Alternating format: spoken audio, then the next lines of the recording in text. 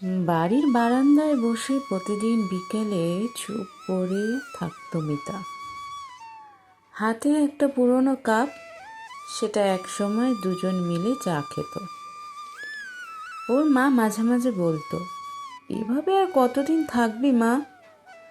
মিতা শুধু হালকা হেসে বলতো, কিছু অপেক্ষা শেষ হয় না মা। কিছু বছর আগে ওর জীবনে ছিল রাহুল।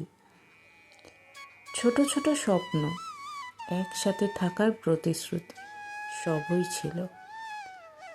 কিন্তু একদিন হঠাৎ করে রাহুল চলে গেল।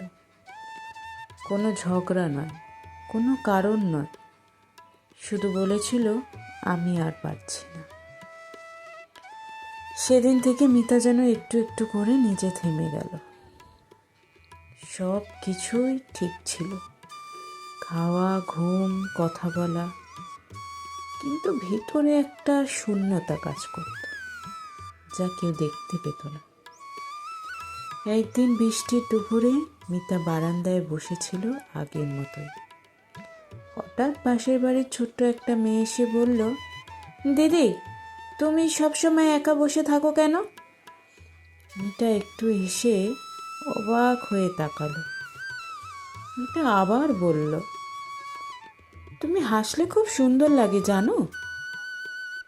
কথাটা শুনে অনেক দিন পর মিতা যেন একটু চুপ করে গেল।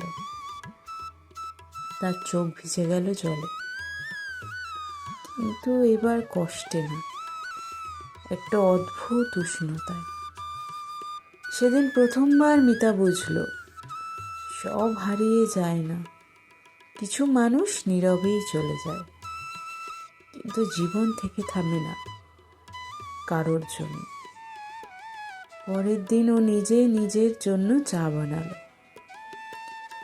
বারান্দায় বসে আকাশের দিকে তাকিয়ে বলল, আমি এখনো বেঁচে আছি, আর এটাই অনেক।